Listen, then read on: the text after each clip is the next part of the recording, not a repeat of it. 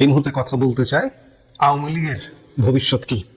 এই আলাপগুলো আমরা গত 1.5 বছর যাবতী নানা বিশ্লেষণে করে আসছি, দেশে বিদেশে বিভিন্ন গণমাধ্যম করে এসছে। কেউ বলছে আওয়ামী লীগ নাই, আওয়ামী লীগ একদম শেষ। আবার কেউ বলছে আওয়ামী লীগ শীঘ্রই ফিরবে, শীঘ্রই ফিরতে চাচ্ছে।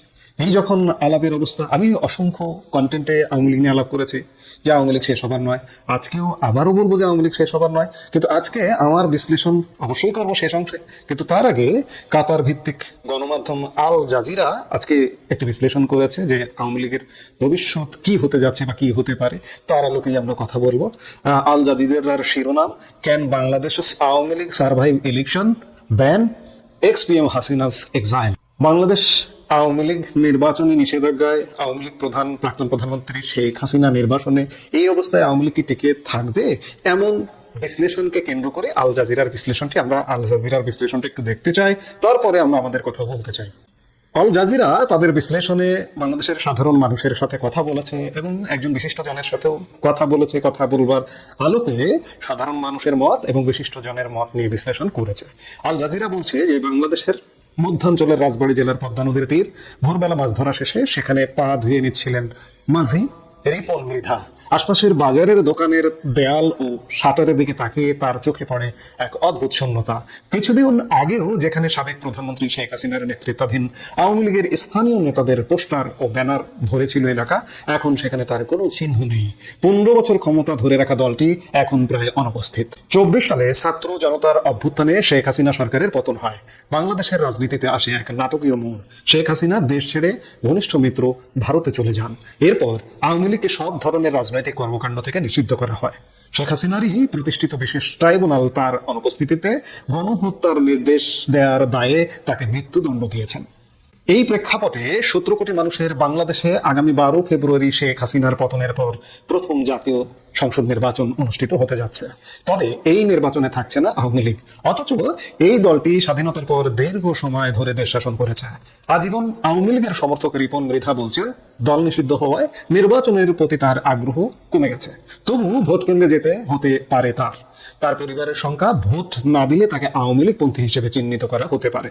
নৌকা না থাকলে কাকে ভোট দেব, সেটাই এখন রিপন মৃধার কাছে বড় প্রশ্ন হয়ে দেখা দিয়েছে। আল জাজিরা এমনটা বলছে।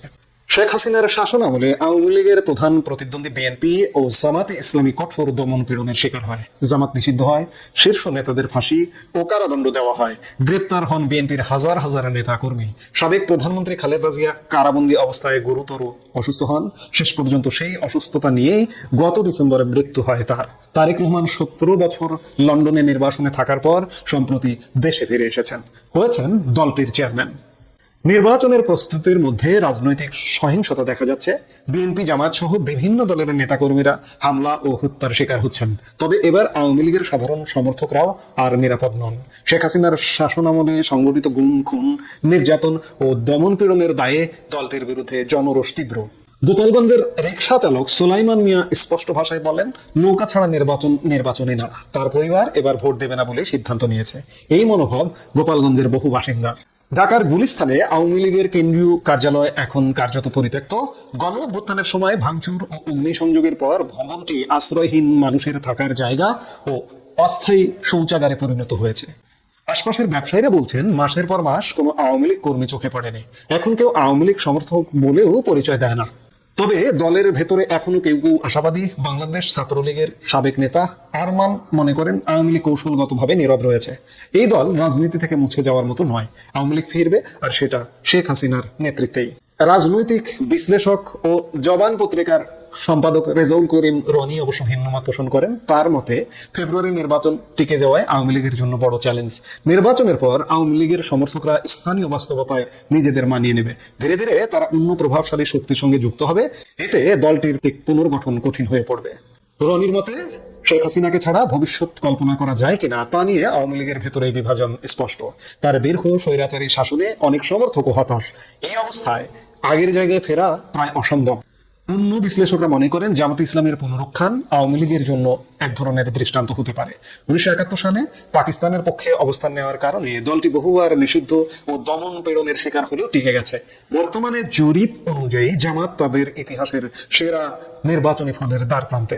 জাহাঙ্গীরনগর বিশ্ববিদ্যালয়ের সাবেক অধ্যাপক আনু মোহাম্মদের মতে আওয়ামী লীগের আবেদন শুধু দলীয় কাঠামোর মধ্যে সীমাবদ্ধ নয়, এটি সাংস্কৃতিক ও সামাজিকভাবে গভীরভাবে প্রথিত, পুরোপুরি মুছে যাওয়া কঠিন। যুক্তরাষ্ট্র ভিত্তিক ইন্টারন্যাশনাল রিপাবলিকান ইনস্টিটিউটের জরিপে এখনো প্রায় 11% সমর্থন রয়েছে আওয়ামী লীগের। তবে বাস্তবতা হলো নির্বাচনী মাঠে দলটি অনুপস্থিত। ভারত থেকে আওয়ামী লীগ নেতাদের ভার্চুয়াল তৎপরতা ঢাকায় স্কোপ সৃষ্টি করছে। দিল্লিতে এক অনুষ্ঠানে শেখ হাসিনার বক্তব্য নিয়ে বাংলাদেশ সরকার প্রকাশ্য অসন্তোষ জানায়।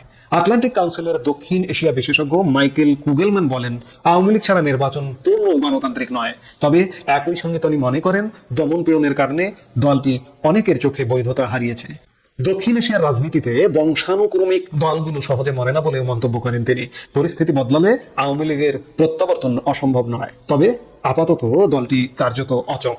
রাজবাড়ির রিপন মৃধার কাছে এই অনিশ্চয়তা গভীর বেদনার। তিনি বলেন, বাবার মুখে শুনেছি বঙ্গবন্ধু হত্যার পর আওয়ামী লীগের সংকটের কথা, কিন্তু এবছর যা হচ্ছে তা যেন পুরো রাজনৈতিক নিশ্চিহ্ন হয়ে যাওয়ার মতো। আল জাজিরা সাধারণ মানুষ এবং একজন বিশিষ্টজন আনু মোহাম্মদের সাথে আলাপ করে তাদের বিশ্লেষণ উপস্থাপন করেছেন। আমরাও এই গত 1.5 বছরে আওয়ামী লীগ নিয়ে শত শত বিশ্লেষণ করেছি এবং প্রত্যেকটি বিশ্লেষণে একটা কথা অন্তত পক্ষে বলেছি যে আওয়ামী লীগ শেষ হবার নয়, আওয়ামী লীগের ভবিষ্যৎ অনিশ্চয়তায় ভরা নয়। সাময়িক এবং দমন পীড়নটা পৃথিবীর ইতিহাসে সবচেয়ে বড় দমন পীড়ন। আওয়ামী লীগও 16 বছর কর্তৃত্ববাদী শাসন করেছে, এটি অস্বীকার করবার উপায় নেই। বিএনপি কিংবা জামাতের উপর দমন পীড়ন করেছে, মামলা দিয়েছে, হামলা করেছে, কিন্তু আজকে আওয়ামী লীগের উপর যেটি করা হচ্ছে এটি পৃথিবীর ইতিহাসে নজিরবিহীন। যার কারণে আওয়ামী লীগ ফ্রন্টে নেই, পেছনে আছে। আরেকটি জিনিস যে আওয়ামী লীগকে আপনি কিভাবে হারিয়ে দেবেন বলুন তো?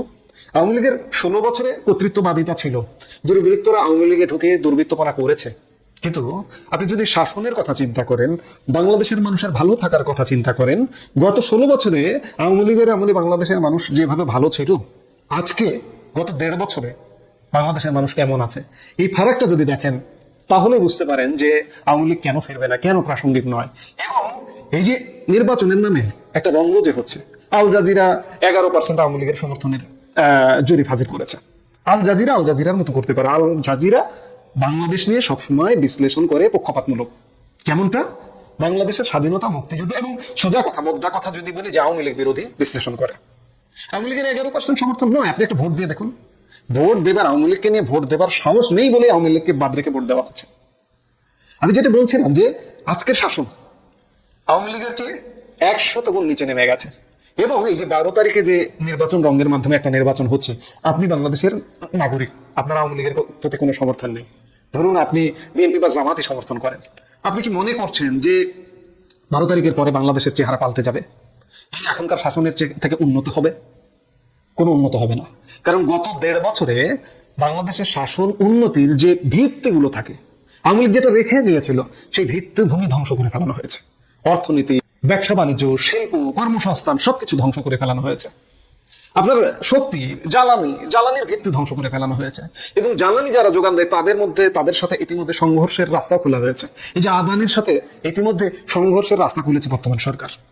আপনি বিদ্যুতের সংকটে পড়বেন, আপনি জ্বালানির সংকটে পড়বেন, আপনি গ্যাসের সংকটে পড়বেন, আপনি অর্থনৈতিক যে গতি, সেই গতিটা আরো থেমে যাবে, কর্মসংস্থানের গতি থেমে যাবে, আপনার ব্যবসার গতি থেমে যাবে।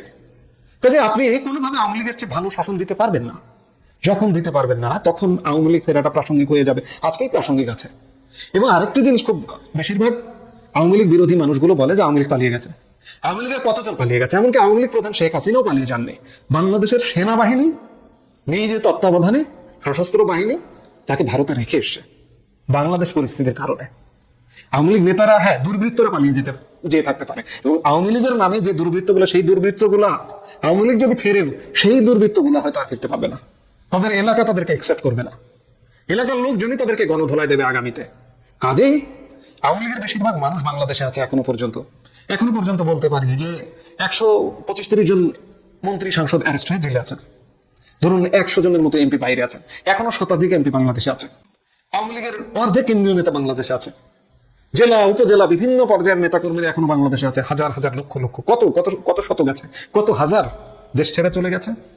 যারা চরম বিতর্কিত তারা আর এই দেশে আসতেও পারবেন না। কাজে এই দেশে আওয়ামী লীগ আছে, আওয়ামী লীগের নেতা কর্মী সমর্থক সবাই আছে। পরিস্থিতি একটু ভিন্ন হলে আওয়ামী লীগ ফিরবে। এবং আমি তো ধারণা করছি আগামী সেনাবাহিনী, ধরুন আমি এর আগেও বলেছি যে সেনাবাহিনী ব্যারাকে ফিরে যাবে 28 ফেব্রুয়ারি।